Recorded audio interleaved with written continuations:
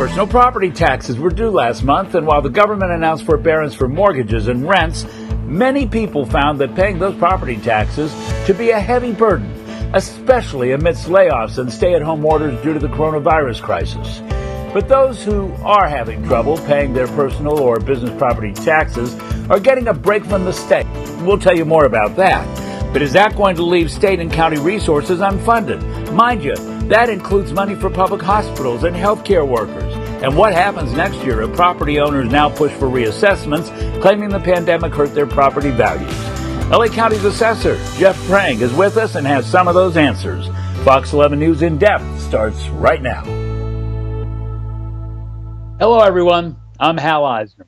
Los Angeles County Assessor Jeff Prang has been in office since 2004. He handles the challenging job of finding and figuring out the value of all property in the county, now made more challenging by COVID-19. Jeff, thanks so much for joining us. We're glad you're with us because it's nice to shine a spotlight on your office. We don't hear a lot coming out of your office often, and I understand that. I appreciate that too. Well, we're glad to have you. Believe me. First of all, I want to ask you, first of all, how are you and how's your family? Always ask the question of a guest here on the program. I'm doing well. My family is healthy, thank goodness. We're just like everybody else, enduring this change and this new normal, and trying to figure out how to keep going and keep productive. It's complicated. Keep busy. It is really complicated. Yeah. I'm glad that I have something to do all day long that keeps me busy. Me too. You're in your office, I gather, looking at there, but I'm in my home, as I have been for like a couple of months. In a normal year, you're the person who assesses taxes. How did your world change when COVID-19 reared its ugly head? Well, this was, the assessor's office is responsible for establishing the value of all taxable property in the county. So we play a pretty critical role because when you think about it, property taxes are one of the primary sources of revenue that pays for police and teachers, public hospitals and doctors. And so in the midst of a crisis, we have to continue to pay for these vital public services. So even though my job is not one that people know a lot about, we're really foundational for the delivery of all services that people depend on at the local level. So it was critical that we be able to continue our job despite the coronavirus. I've got to ask you, I mean, you stepped on a point there that I think is very important. The money that you assess that's collected, that's what runs the county. That's what makes things tick.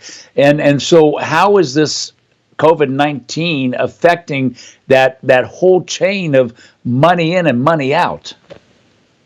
Well, it's a little bit early to tell. What my office does is we record transactions that occur, so we kind of look backward.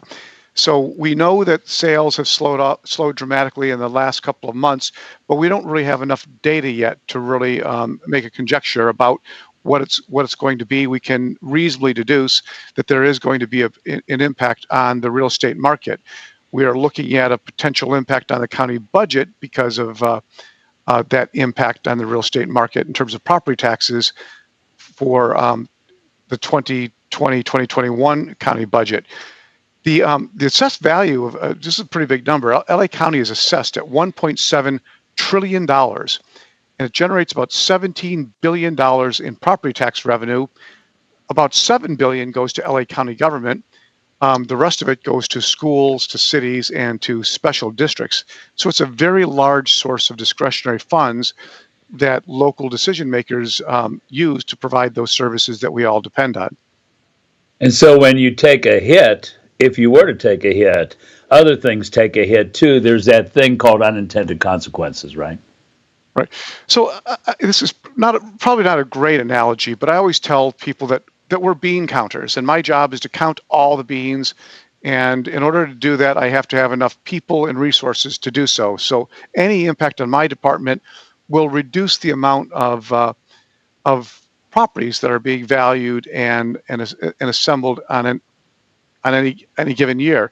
And if we're not counting everything thoroughly within the course of that year, that will have a direct impact on the budgets, not only of the county, but cities and school districts. So we are very focused right now to being as productive as we can, making certain that the fiscal year end, which is June 30th for us, that we have counted everything that needs to be counted to make certain that there's going to be those dollars available that the city council members, school board members, and the county board of supervisors will have to provide those services.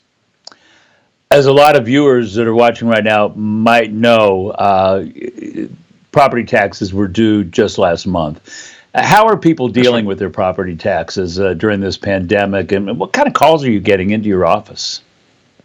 So people are really struggling, but this gives me a good opportunity to provide a little bit of public education. So people confuse me with the guy who collects taxes, but there's another guy who has a really intuitive title who does that. He's called the tax collector. The treasurer and tax collector of the county is the one that sends your bill and collects the money. The money which is collected is based on the value that my department assigns to your property, but I'm not actually the tax guy. That being said, people think I am, so we get a lot of calls, and we work very cooperatively with the tax collector to answer those calls. But individual homeowners or property owners who are not working, who don't have income, businesses, particularly small businesses that are closed and don't have revenue, or if they have tenants, the tenants aren't paying. This is a real struggle for a lot of people, to pay that. Their property taxes.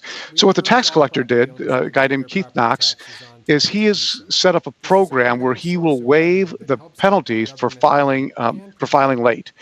So if you didn't file out your taxes because you couldn't afford it, go to the tax collector's website at ttc.lacounty.gov and fill out a form that says you want to have any late filing penalties waived.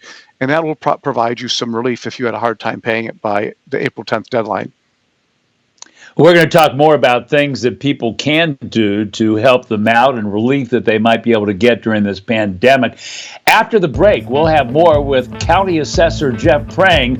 And more specifically, we'll talk about the impact of COVID-19 on the various businesses, well, on all of us, really. We'll be right back.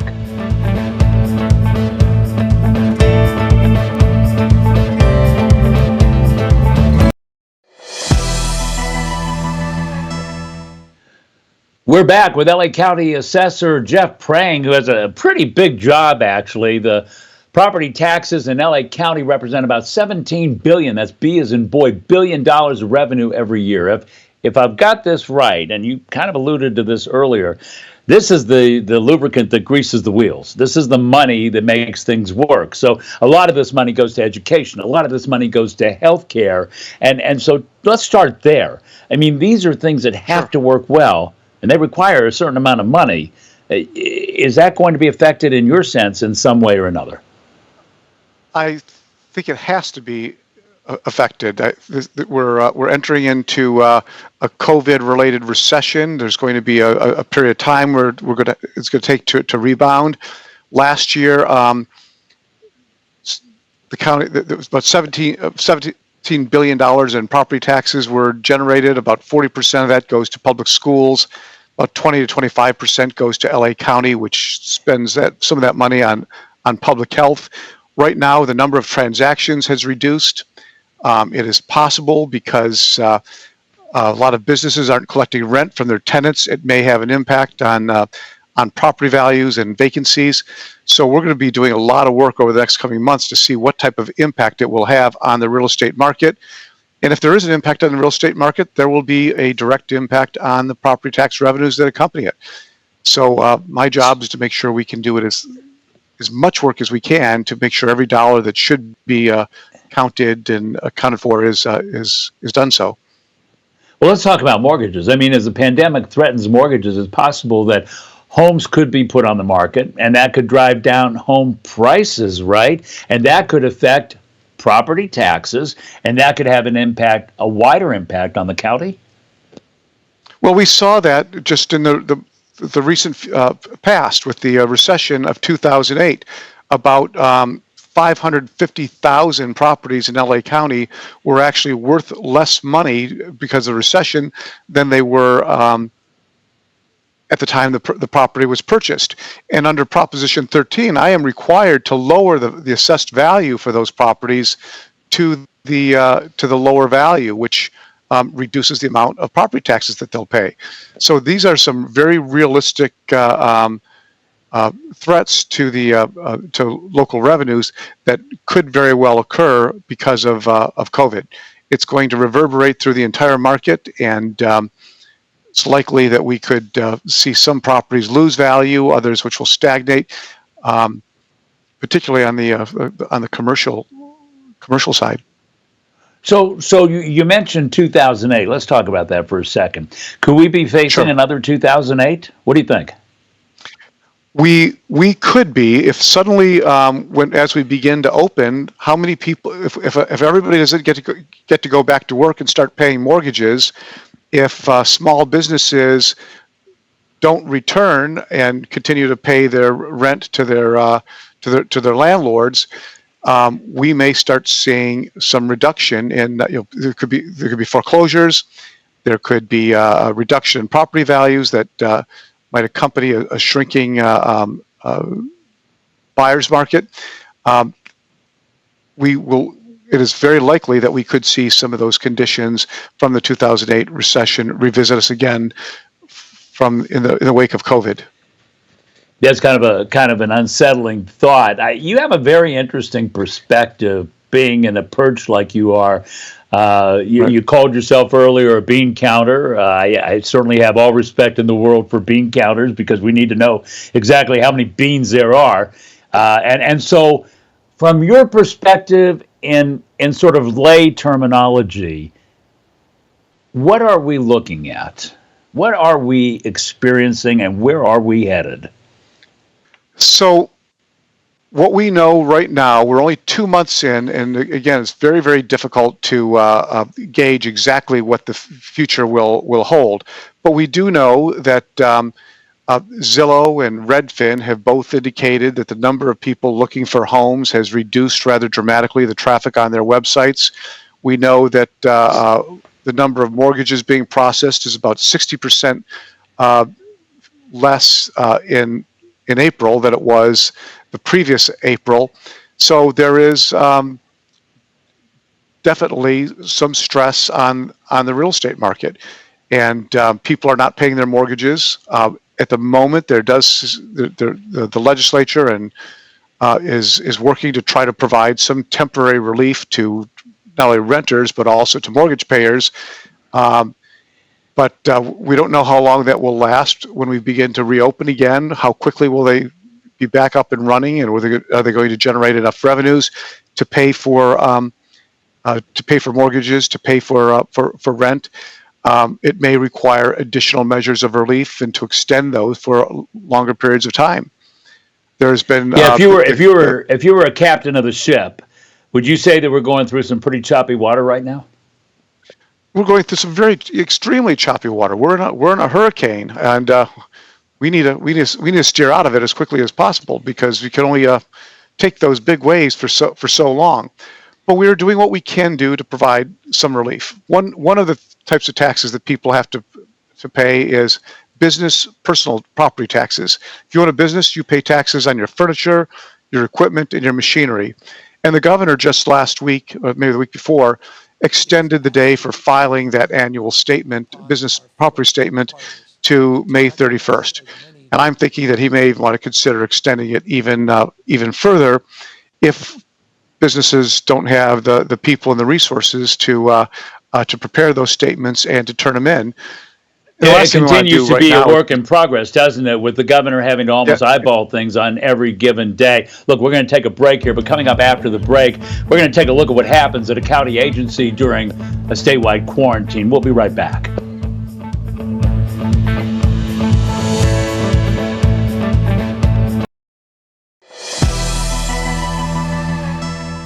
Sometimes crunching numbers can be challenging. I wouldn't say math was necessarily my best subject, but I bet it was Jeff Prang's. He's the LA County assessor, and he oversees some 1,400 employees and a property tax system that amounts to about $17 billion annually. One thing I can relate to is the fact that you don't have a lot of people working in that office where you are right now. Tell me what's going on with your office, and tell us how this pandemic has affected the work where you work. Well, on any given day, 85 to 95% of our employees are teleworking, working from home, and many of the tasks that our appraisers do, that some of our ownership analysts do, really lend themselves to telework. We've been challenged a bit. It took us a while and there was a bit of an adjustment getting all these people working from home and some loss of productivity. Some of the employees struggled because the equipment, the personal equipment they have at home is not the same caliber that they may have had at the office, and we simply don't have enough equipment to send home with every employee. But by the way, we're looking at your offices right now. We're looking and we're seeing how empty it is, and it is empty, isn't it? It is really barren. There was usually in a room that might hold 50 or 60 people, there might be one or two people. Really, the only folks in the office are the senior managers who are trying to keep the ship of state steering forward, making sure that people are getting the work that they need and the direction they need so they can be productive at home. We still have a big task to do. It is I've reminded my employees that those public hospitals, those doctors and nurses who are caring for the sick, depend on us. We're the ones who are the foundation to make sure that they're getting a paycheck, that those hospitals are being are open and providing the services that we all rely on. So we very much provide an essential foundational service to the county. Just one quick, very quick response, please. All of a sudden, everything was fine, and the next day, everything was awful. How did you suddenly shift gears and get from here to there? You know what I mean? It was really, those were some very difficult decisions because we were being asked to do things that were so outside the norm and so contrary to the way we've been taught. One day we were discussing whether or not we want to keep our public counters open and whether we should, and the decision got made really easy at one point when the governor declared a stay-at-home order and the mayor and the county board of supervisors did, and then we shifted gears quickly to get people out of here, out of the office as fast as possible. But those were some challenges that I think most public administrators rarely ever had. No to doubt. face. I'm sure that was incredibly complicated. But kudos to every person who's been in a position to have to suddenly do an acrobatic flip and change from a full office to an almost empty office. Jeff Prang, thank you so much for joining us. We've appreciated some of the thoughts that you've shared with us today. And we'll be back right after the break with another very special guest. We'll see you in a minute.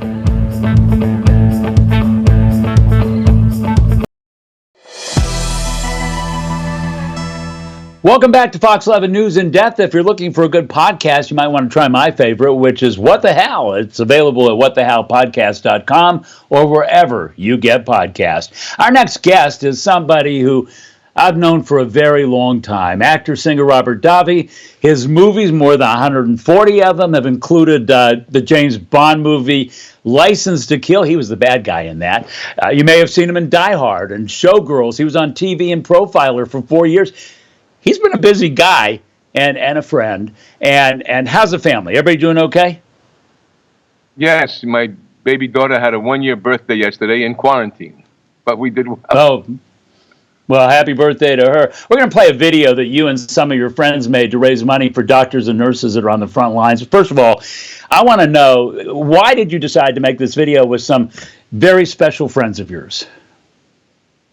Well, watching this whole COVID-19 disaster around the world and the deaths that were happening in Italy and in America, in New York City, where I was born in New York, and around the country, I saw the frustration and the fear and the dedication, the absolute courage of our first responders, the doctors, the nurses, the technicians in the hospitals that you really don't think about a lot.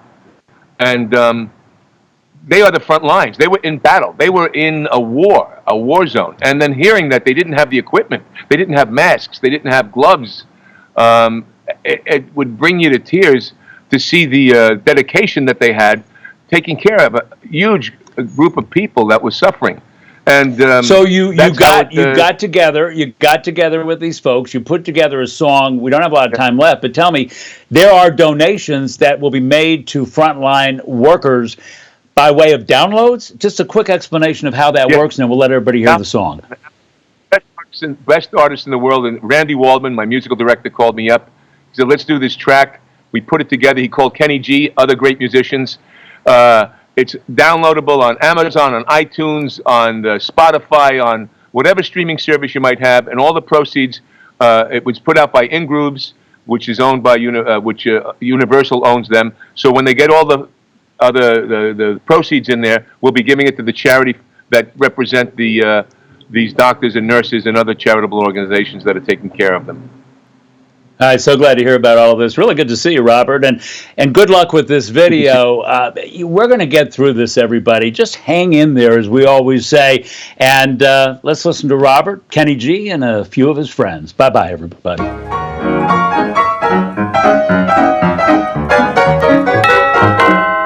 could that be?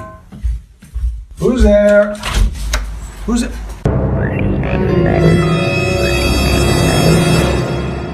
Virus, stay away from the door. You know, that'd be a good name for a song. All right, guys, is everybody ready? Let's do this. All set. Let's do it. All right, now let's get this show on the road. Yeah, I'm ready, but this is going to hurt my lips and your ears. Ready when you are, Randy. Hold on a sec. Sax section, almost ready. Just tease it. Hit it. I'm ready. 1, 2, 3, 4.